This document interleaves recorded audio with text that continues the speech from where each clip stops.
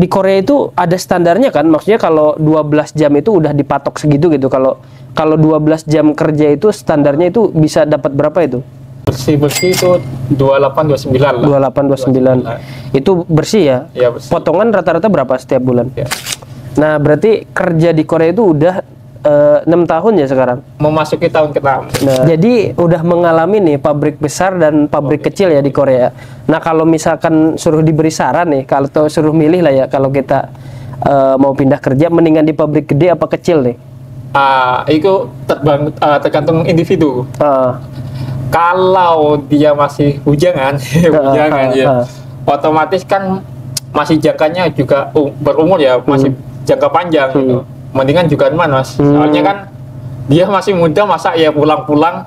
Oh, jadi nggak ada apa ya, kita ngulik apa yang mau kita kerjakan ke depannya gitu Iya ya? kan? Benar-benar. Soalnya kan jangka panjang eman-eman lah, kasihan badannya gitu. Tapi kalau yang udah berumur saya ya ngambil jaga juga kan, biar cepat pulang juga kan. Biar modalnya cepat terkumpul ya. Cepat terkumpul. Nah, berarti kalau kena seminggu lagi pulang teman-teman. Nah, jadi pulang di Korea itu mau ngapain nih? Ada nggak sih pengalaman yang mungkin terburuk dan termanis selama 6 tahun ini apa tuh? Yang terburuk apa, yang termanis apa? Target pertama 3 tahun. Melenceng 2 tahun lebih ya? Melenceng 3 tahun. Di Korea bisa kuliah. Dan udah semester berapa ya? Udah 8 ya? Jalan semester 9 sebenarnya. 9. Soalnya kan kemarin. Assalamualaikum warahmatullahi wabarakatuh. Kembali lagi channel saya. Di samping saya udah ada narasumber. Narasumber ini teman saya yang mau pulang ke Indonesia. Sudah 6 tahun kerja di Korea. Nah, di sini kita akan ngobrol-ngobrol suka duka kerja di Korea hingga pindah pabrik di Korea, dan setelah 6 tahun itu pulang ke Indonesia yang insya Allah minggu depan ya? Minggu depan pulang ke Indonesia, dan kita akan mengulik kisah di balik 6 tahun itu. Oke, mungkin perkenalan dulu, tak kenal maka tak sayang biasanya. Saya Farhan, asal Jember, asli Wong Jember. Wong Jember. Oh, berarti di Jember itu SMK dulu? Kalau di Jembernya itu sampai SMP. Sampai SMP.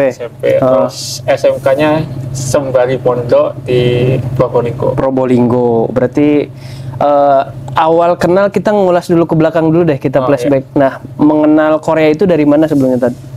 Ya, Korea tuh banyak keluarga juga yang kesini gitu. Oh, jadi dari kayak ponakan-ponakan, sepupu gitu. Banyak yang kesini. Oh, jadi dari keluarga ya? Udah ada?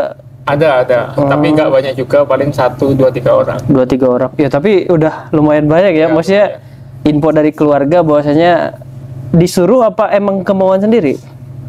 Kalau disuruh atau kemauan sendiri sih nggak bisa dibilang dua-duanya ya. Yang pertama itu mungkin dari ngelihat saudara-saudara dulu kok enak gitu. Kalau pertama itu rencananya saya kuliah, Mas. Kuliah, daftar di ITB, gak diterima gitu. SNMPTN berarti ya? Ya, SNMPTN. Kan udah yakin banget. Yakinnya kenapa? Kan dari kelas 1, 2, 3 itu selama SMK dapat ranking 1, 2 terus. Terus tapi ngambilnya di ITB itu ngambil jurusan pertanian. Nah, jadi kan nggak sinkron. Jadi ditolak gitu. Oh, dari gagal apa gimana disebutnya tuh? Apa tidak lulus lah ya? Tidak lulus SNMPTN di ITB. Setelah itu beralih ke sebelum ke Korea itu balik lagi ke pondok. Oh, ke pondok dulu. Ke pondok ngabdi sembari ngambil kuliah juga. Di teknik elektro. Oh, kuliah juga dulu? Belum nyampe ke aspeknya. Oh, berarti udah daftar juga. Terus ke pengabdian. Namanya tuh dulu programnya Santri Patriot. Jadi kalau ikut program itu kita biaya kuliahnya gratis gitu, Mas. Jadi ya maksudnya sebelum ke Korea itu berarti ada yang ngabdi dulu, daftar kuliah dulu. Nah, awal daftar Korea itu tahun berapa tuh? Sekitar 2018 aja. 2018 daftar Korea. 2017 kan lulus tuh. Lulus, setelah itu langsung. Langsung. Ya, setelah yang yang di teknik elektro pondok itu kok kepikiran karena di titik itu, di fase itu keluarga ekonominya di bawah, Mas. Jadi kepikiran apa ke itu aja, ke luar negeri gitu ya. Luar negeri aja, lihat-lihat saudara kok ke Korea tuh enak. Terus ada teman, Mas, nawarin apa ikut bareng gitu ke LPK. Lalu itu saya simpan brosurnya, tanya ke orang tua, di sinilah ya singkatnya langsung ikut. Gitu. Oh, berarti 2018 ya, 2018 daftar dan proses berapa tahun tuh bisa sampai ke Korea itu? Kita 1 tahun 2 tahun lah, Mas. 1 sampai 2 tahun. Dan biaya itu menghabiskan berapa sampai terbang? Di luar tiket ya berarti, di luar tiket penerbangan. Ini cuma full prosesnya atau sama tektokannya? Ya kayaknya gimana ya, dibulatkan sama semuanya deh. Kayak kalau dulu itu kan PP juga, Mas. PP dari LPK ke rumah kan otomatis juga uang bensin dan lain sebagainya.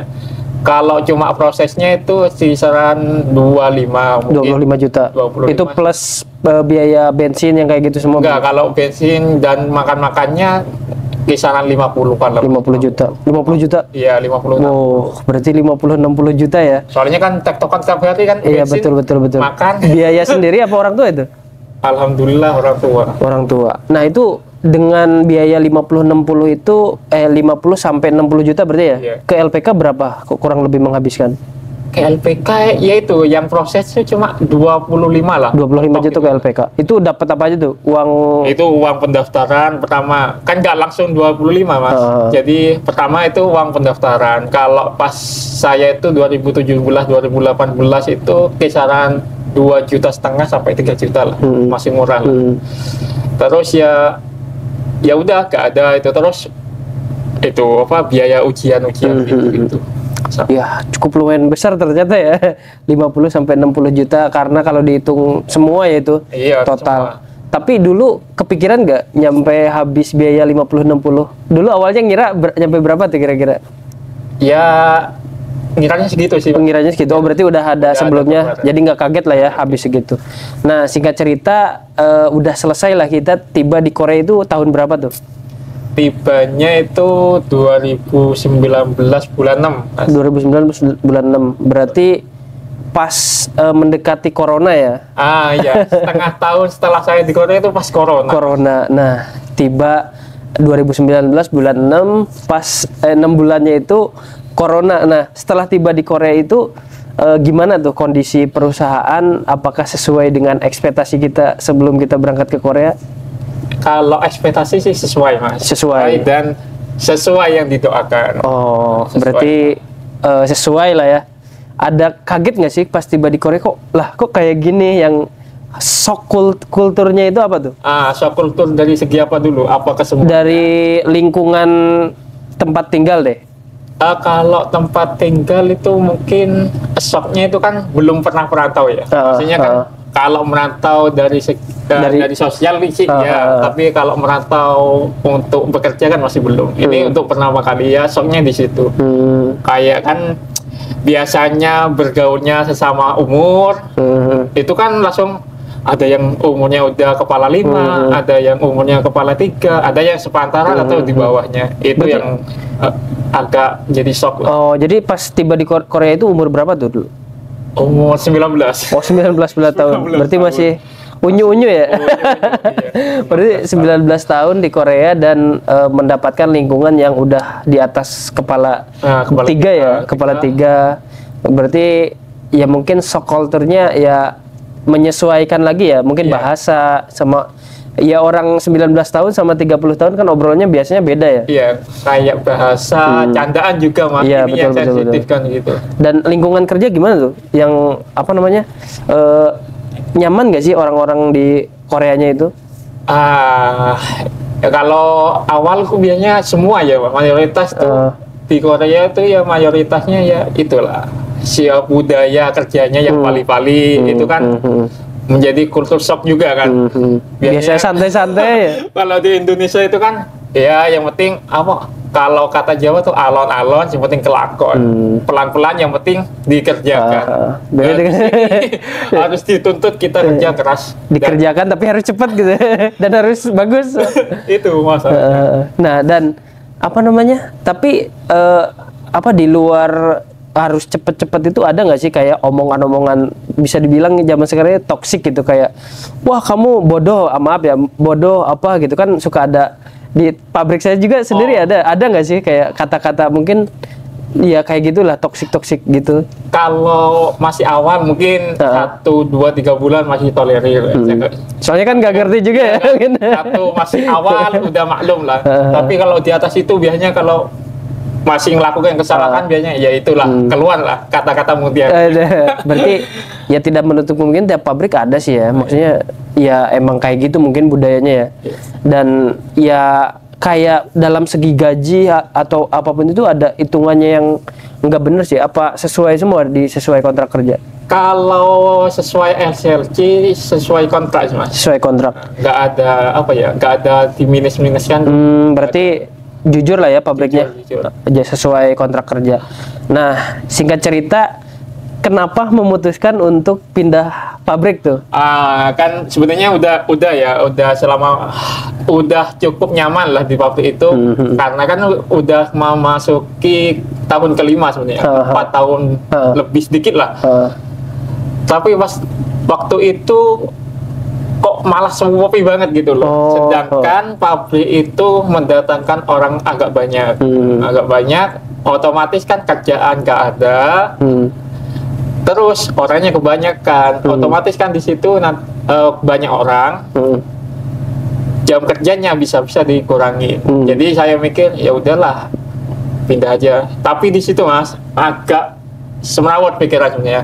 Ini kalau nggak pindah nanti jam kerja atau kalau jam kerja itu dikurangi, nah otomatis gaji juga kan berkurang. Kalau saya nggak ambil kesempatan ini, juga nanti imbasnya ke junior. Ke junior apa?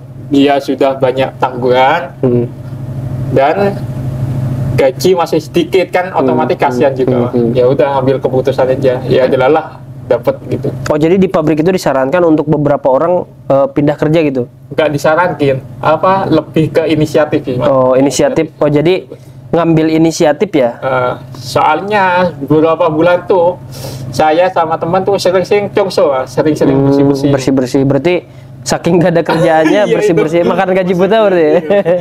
Tapi gaji tetap normal berarti bersih-bersih? Masih normal, kalau basic itu masih normal. Nah, yang di pabrik itu pindah berapa orang tuh yang setelah sepi? Kalau yang pindah cuma 1 orang, saya, yang 1 mutus kontrak.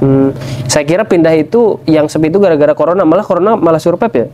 Lah, yang corona aku kan banyak kan perusahaan-perusahaan yang fokusnya tidak di domestik, banyak yang kukut itu mas. Oh, jadi sedangkan pabrik saya itu lebih fokusnya ke domestiknya. Oh, domestik Korea berarti. Korea, jadi nggak berpengaruh lah ya. Iya, ekspornya corona. Kan nggak. Gitu. Iya. Berarti kemarin corona nggak jadi masalah ya? Stabil sih mas. Stabil. Oh, berarti jadi pindah kerjanya itu setelah berapa tahun tuh di pabrik itu? Malah ke 4 tahun lebih berapa gitu. Oh, 4 tahun lebih. 4 tahun. Berarti di pabrik yang baru yang kedua ini berapa tahun berarti? Kisar 1 tahunan loh mas. 1 tahun. 1 tahun di pabrik ini. Sedikit. Tapi enakan mana tuh kalau dibandingin pabrik yang awal kita kesini atau pabrik yang baru kita pindah tuh? Kalau dari segi pendapatan mungkin ya yang pabrik yang baru. Oh, yang baru. Tapi kalau kenyamanan mungkin lebih nyaman ke pabrik yang lama. Yang lama. Oh, berarti jam kerjanya juga beda ya, kayak ada piagan juga, kerja malam. Iya, ada tunjangannya itu kan. Oh iya, tunjangannya. Berarti 12 jam ya kerja? 12 jam. 12 jam. Kalau di Korea itu ada standarnya kan? Maksudnya kalau 12 jam itu udah dipatok segitu gitu. Kalau 12 jam kerja itu standarnya itu bisa dapat berapa itu? Kalau misalkan di luar ini ya, di luar. Kalau ya kan ada lembur lagi nggak sih? Ada. Ya. Kalau misalkan 12 jam kerja selama sebulan bisa dapat berapa itu kalau gambaran? Kalau ya kan juga. Nah, ini kan beda-beda, Pak. Kan ada pabrik juga yang apa namanya itu difasilitasi one room, ada yang tidak kan. Sedangkan pabrik saya itu tidak, jadi nggak ada potongan di situ. Jadi bersih itu 28-29 lah. 28-29 itu bersih ya? Iya, bersih. Potongan rata-rata berapa setiap bulan? Setiap bulan kalau 300-400. Berarti 33 itu kotor ya? Kalau ya ganjugan ini kita ngambilnya ya ganjugan keseluruhan berarti ya di Sawarya? Tapi ya itu Mas, biasanya yang ya ganjugan itu ada yang sistem gaji per jam. Oh. Itu nggak enaknya. Oh, sigep sama walgep beda berarti? Walgep, ya. Berarti Kalau walgep kan enak. kalau walgep sekitaran segitulah ya kalau rata-rata. Tapi kalau sigep ya kalau nggak kerja ya udah nggak digaji juga. Jumat nggak kerja itu berarti? Cuma kerja. Jumat apa Sabtu nggak kerja ya? Nggak kerja itu. Oh, berarti Sabtu Minggu libur, 12 jam kerja, rata-rata 3 kotor ya kalau ya ganjugan. Berarti cukup ya, maksudnya ya emang tunjangannya doang sih yang gede ya. Iya. Tunjangan malam itu bisa berapa itu? Tunjangan tuh lumayan Mas. Lumayan. Kan kalau gaji itu berapa sekarang? 26 lah ya, 26 UMR tahun kemarin itu. 2.060.000. Kalau ya kan 1,5 per jamnya. 1,5 Dikalikan. Oh, dikali. Nah, Oh, berarti kalau kita 10.000 berarti jadi 15.000. 15.000. Oh, Tapi nanti di atas 8 jamnya itu beda lagi itu. Berarti 8 jamnya itu kali 1,5 Nah, kalau lemburnya Yagan itu dikalikan 2 kan. kali 2. Oh, berarti kalau ngambil nyari teman-temanmu nyari uang yang banyak berarti disarankan untuk yang Yagan juga berarti ya. Nah, ini plus Dua minus, shift. Mas. Apa tuh plus minus? Kalau juga tuh enak di badan. Kalau juga yang setiap hari itu kerja siang itu enak di badan. Tapi pendapatan ya gak enak gitu katanya kan ya. Benar-benar. Tapi kalau Yagan juga tuh enak di kantong tapi gak enak di badan. Berarti ya kembali lagi ya. Kalau yang kerjanya 2 shift ya lebih pendapatnya lebih gede, tapi ke badan kita malah kurus sih kayak saya lihat kan. Ya kan itu masalah seminggu Yagan itu kan untuk transisi jam tidur, pola berarti makan. Dalam 1 bulan itu kerja malamnya itu berarti 2 minggu ya? 2 minggu. Berarti 1 minggu kerja biasa, 1 minggu. Tapi kalau full Yagan itu pernah nggak sih? Full kerja belum? Tapi kayaknya nggak enak. Soalnya ini kan cuma 2 minggu aja udah capek. Nah, di pabrik yang kedua ini gimana nih? Lebih enak nggak sih kayak orang-orangnya? Kalau orang-orangnya enak, soalnya pabrik besar Mas. Pabrik besar tuh plusnya kalau di pekerja kayak kita TKI itu plusnya orang atasan tuh gak ikut campur. Oh iya betul. Yang dulu kalau dulu kan pabrik kecil, sedang kecil lah, menengah kecil. Jadi ikut campur kayak bosnya, orang kantornya, jadi satu. Jadi udah mengalami nih pabrik besar dan pabrik kecil ya di Korea. Nah, kalau misalkan suruh diberi saran nih, kalau suruh milih lah ya, kalau kita mau pindah kerja, mendingan di pabrik gede apa kecil nih? Itu tergantung individu. Kalau dia masih bujangan, otomatis kan masih jangkanya juga berumur ya, masih jangka panjang gitu. Mendingan juga Mas. Soalnya kan dia masih muda, masa ya pulang-pulang. Oh, jadi nggak ada kita ngulik apa yang mau kita kerjakan ke depannya gitu iya, ya? Kan? Benar-benar. Soalnya kan jangka panjang eman-eman lah, kasihan badannya gitu. Tapi kalau yang udah berumur saya ya ngambil Yagan juga biar cepat pulang juga kan. Biar modalnya cepat terkumpul ya. Cepat terkumpul. Berarti kalau suruh milih yang mana tuh? Kalau sekarang? Kalau sekarang kan udah ngalamin dua-duanya nih. Kalau misalkan suruh balik lagi ke Korea, kalau suruh milih langsung mau yang mana tuh? Kalau di umur sekarang, kalau di umur sekarang ya itu ngambil Yagan juga pulang. Berarti yang 2 shift itu ya? Iya. Nah, berarti kerja di Korea itu udah 6 tahun ya sekarang? Memasuki tahun ke-6. Nah, tahun ke-6, seminggu lagi pulang teman-teman. Nah, jadi pulang di Korea itu mau ngapain nih? Ya kalau planning itu banyak sebenarnya. Kalau namanya rencana iya, betul. banyak. Tapi yang udah kerintis itu masih ada satu, itu proses di peternakan domba. Betul. Berarti selama 6 tahun itu berarti membuat planning khusus ke domba berarti ya, ngumpulin modal. Banyak. Berarti yang diambil cuman ya yang oke dengan kita gitu, yang cocok Ya, di peternakan domba berarti. peternakan domba. Terus nanti ya planning yang udah kesusun kemungkinan akan dieksekusi. Berarti udah berjalan lah ya sekarang peternakan dombanya. Alhamdulillah jalan ke tahun ketiga Di daerah mana? Jember. daerah Jember. Oh, mungkin teman-teman nanti kalau yang nonton daerah Jember bisa ngulik ilmunya ya tentang Siap. ya tentang peternakan dan ya mungkin sharing-sharing juga tentang dunia kerja di Korea. Nah berarti 6 tahun nih, ada nggak sih pengalaman yang mungkin terburuk dan termanis selama 6 tahun ini apa tuh? Yang terburuk apa, yang termanis apa? Kalau terburuk itu apa ya? Apa manis semua? Enggak mungkin lah. Kalau terburuk itu ya itu jauh dari keluarga. Keluarga. Tentunya nggak ada yang apa ya TKI atau perantauan tuh enak lah. Betul, Jauh dari betul, keluarga itu betul. nggak enak. Berarti masalahnya di batin ya, kayak maksudnya jauh dengan saudara, keluarga. Hanya kalau apa uangnya banyak tuh tiap tahun pulang. Iya sih. Oh iya, berarti selama 6 tahun itu cutinya berapa kali tuh? Masih 1 kali. Oh, 1 kali cuti. 1 kali cuti. Itu pun lumayan mas. Iya sih, benar. Saya juga ngerasain Lumayan. sering-sering cuti uangnya. Biayanya tuh lumayan. Iya, transisi. Tapi kerasa nggak sih kayak dari, maksudnya dulu cuti tahun keberapa tuh? Tahun, ya itu 4 tahunan. 4 tahun di Korea. Belum pindah malah. Jadi transisi harganya malah Malah naik. melambung tinggi. Iya ya, jadi kadang saya berpikir ya, maksudnya dengan UMR Indonesia itu apa namanya bisa survive gitu, kayak kita juga yang di sini masih ngirit-ngirit gitu ya, dengan gaji segini. Tapi kalau yang masih muda-muda tuh saya sarankan cuti sih mas. Iya, berarti selama 6 tahun ini, selama pengalaman 6 tahun wajib cuti ya kita. Wajib cuti kalau menurut saya yang muda-muda. Kenapa tuh? Soalnya kenapa wajib cuti?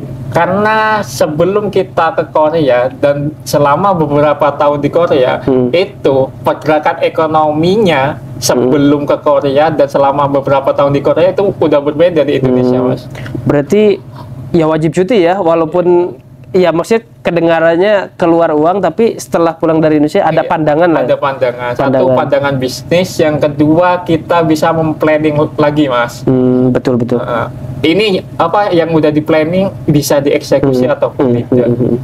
Iya sih, saya juga apa menyadari sih kayak udah pulang ke rumah itu kayak wah ini nggak bisa nih kayaknya, harus gini. Nah itu kan pengalaman terburuknya atau kisah pahitnya lah ya, maksudnya dengan jauh dengan keluarga. Nah pengalaman termanisnya apa tuh di luar, mungkin mau gaji ya terserah bebas. Pengalaman termanisnya apa tuh? Kerja 6 tahun di sini. Termanisnya capaian saya itu membuktikan omongan orang tua saya. Apa tuh? Ucapan bapak itu cuma satu. Kamu bisa menunjukkan iman yang sesungguhnya itu ketika kamu di perantauan. Nah, terbuktinya apa? Ya saya kesini masih bisa sambat ke masjid, bisa bareng-bareng ngelola masjid sama teman-teman. Itu termasuk kemanisannya saya nikmati gitu. Oh berarti apa ya, menjaga amanat omongan orang tua berarti itu? Iya kayak itu mas. Soalnya nggak mudah juga di perantauan mas. Jaga apa ya, jaga keimanannya. Keimanan. Oh iya betul sih. Jadi ya buat teman-teman yang mungkin kalau yang orang tuanya nonton di sini, jadi wajib memberi pesan kepada anaknya apa? Jangan lupa ibadahnya ya, ibadahnya. Soalnya jangan terbawa arus ya. Soalnya ya itu uang udah megang sendiri banyak. Di sini juga pergaulan bebas. Ya alhamdulillah lah masih terjaga gitu. Nah saya juga ingin nyenggol nih, kayak sekarang kan lagi rame nih tentang hashtag kabur aja dulu. Gimana tuh pendapatnya tuh? Kalau saya ya pribadi. Tapi udah tahu kan yang tahu kabur aja dulu gimana? Rame gitu ya. Saking senggol-senggolan. Kalau kabur aja dulu tuh kurang gimana ya? Kurang positif sih mas. Sebenarnya kan ya udah kalau mau merantau ya merantau aja gitu. Kalau kabur aja dulu seakan-akan apa negara kita tuh negara yang terbelakang mas. Meskipun kenyataannya iya, tapi kan seyogianya kita sebagai warga negarawan Indonesia itu kan jangan gitu ya. Ya udah kita merantau, ambil modal, nggak usah stay lama-lama ke Indonesia, ayo bangun di daerah masing-masing. Berarti tidak kontra ya, atau kontra ya malah di hashtag aja dulu, kabur aja dulu. Agak kontra juga. Agak kontra. Kita ya mungkin saya lebih positif, lebih ke kontra ya nggak apa-apa kan, tiap orang punya pendapat masing-masing kan. Kalau saya positifnya apa ya, dengan hashtag kabur aja dulu ya, kalau saya menetap di luar negeri sih saya nggak setuju ya kalau kabur. Cuman dengan kabur aja dulu itu kan ada perasa kita balik lagi ke Indonesia kan. Nah saya positifnya, yulah kita pantik anak-anak muda itu, kalau kita punya umur yang muda terus kesempatan ada, saya menyarankan malah untuk kerja ke luar negeri gitu. Ayolah kita ke luar negeri kan. Dengan kita kerja ke luar negeri, pendapatannya bisa dibilang berkali-kali lipat berkali-kali lipat, modal ada, pengetahuan ada, bisa memperbaiki perekonomian ya. Tapi kadang itu Mas, kelamaan di platform bisa merubah betul. ide di awal biasanya. Betul. Biasanya kan kita kebanyakan kesini kan untuk untuk mencari modal pasti satu, kedua melunasi hutang, dan yang lainnya mungkin perekonomian agak membaik kan. Tapi lambat laun itu berubah sendiri. Iya. Jadi berarti kita sebelum berangkat ke Korea kita tulis ya, baiknya kita tulis apa yang mau kita planningkan selama di Korea, tujuannya apa, terus modal yang mau kita capai. Ada nggak sih modal yang mau dicapai berapa gitu? Kalau modal masih nggak ada cuma ada tujuan gitu. Tujuannya emang buat pergerakan apa gitu. Yang penting saya itu bisa memanfaatkan apa yang bisa dimanfaatkan di desa. Iya. Tapi maksudnya saya suka banget gitu hitung-hitungan tentang keuangan, terus tentang apa kedepannya tentang uang. Jadi uang yang harus kita kumpulkan atau idealnya lah ya, PMI Korea kisaran berapa tuh yang maksudnya liquid asset ya, kita bicaranya tentang uang ya. Wah. Kira-kira berapa tuh yang wajib dikumpulkan?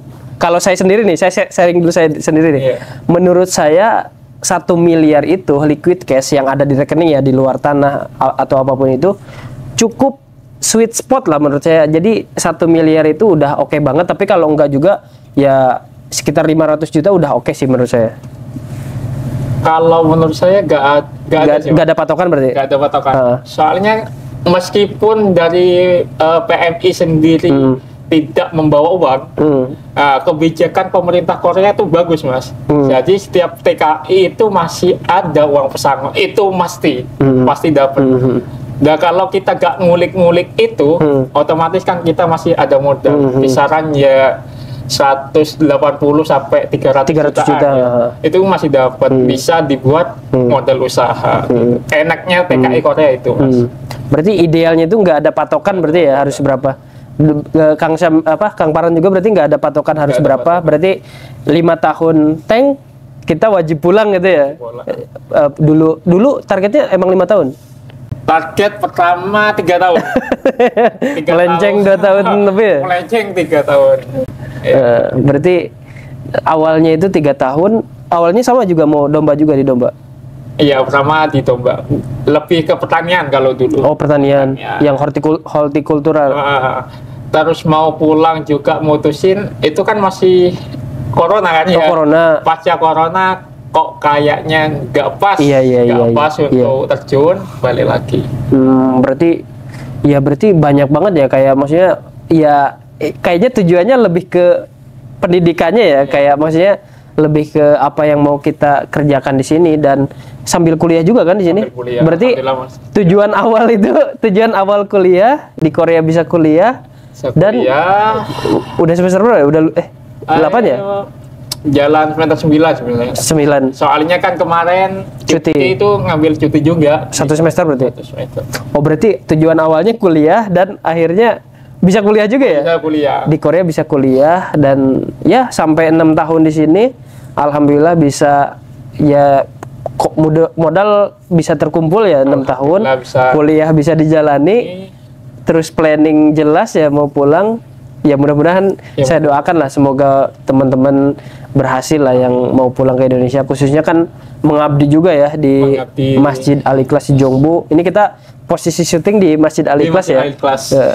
Ada kenangan tersendiri nggak sih di, maksudnya, aduh, ini ada pikiran sampai Korea nggak bisa sholat berjamaah apa? Itu Mas. Dulu ini nggak kepikiran sih di Korea tuh ada masjid dan lain sebagainya. Dan nggak ada keinginan untuk masjid awal-awal itu. Mungkin aja paling Jumat doang. Kok ke belakang ini pas corona itu kok masjid ini kok sepi banget gitu. Hati itu agak tergoncang. Ayolah. Dulu juga kan apa kepengen juga jamaah, ini udah kesampaian dari masjid. Oh, berarti maksudnya di awalnya dulu nggak ada ngira ada masjid, nggak ada masjid dan tiba ada masjid, dan sangat positif banget ya kegiatan-kegiatan di masjid. Kita bisa tukar pikiran lah, apa yang kita lakukan di pabrik mungkin ada yang stres ya, bisa ketemu teman, bisa lebih enjoy lah dalam menghadapi kerja gitu. Buat refreshing juga sih. Refreshing juga. Banyak banget kegiatan juga ya di masjid juga ya. Kegiatan iya, yang paling penting itu yaitu ketemu teman, tawa bersama gitu. Nggak stres lah, nggak monoton juga. Soalnya kerja di Korea kan tahu sendiri Mas. Iya, betul. Itu monoton banget gitu. Jadi buat teman-teman kalau mau ke masjid, silahkan ke Masjid Al Ikhlas Jongbu juga ya. Yang sekitaran Jongbu bisa berangkat ke sini. Nah, selama 6 tahun itu ada nggak sih yang mau di-share ke teman-teman yang intisari selama 6 tahun itu yang di-share ke teman-teman yang lagi ya mungkin yang mau proses kerja ke Korea ataupun yang lagi bekerja di Korea? Ya untuk yang sebelum ke Korea itu semangat terus.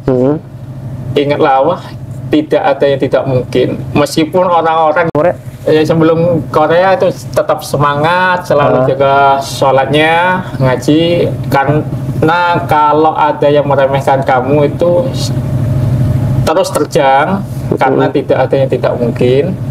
Kalau Allah sudah berkehendak, Mas. Berarti kembali lagi kita berpegang teguh kepada, ya khususnya yang Muslim ya, berpegang teguh kepada Allah karena tidak ada yang tidak mungkin ya. Betul. Saya sangat percaya hal itu sih, kayak sebelum kerja ke Korea juga kayak mendekatkan diri kepada Allah, kayak nggak dipermudah aja gitu ya. Iya. Ini juga banyak Mas, kalau dikilas ke belakang. Banyak itu yang di LPK itu pintar-pintar banget Mas. Tapi ketika ikut ujian nggak lulus. Ada orang yang biasa-biasa saja, betul. atau bahkan bodoh lah, bisa dikatakan bodoh. Itu malah lulus. Ini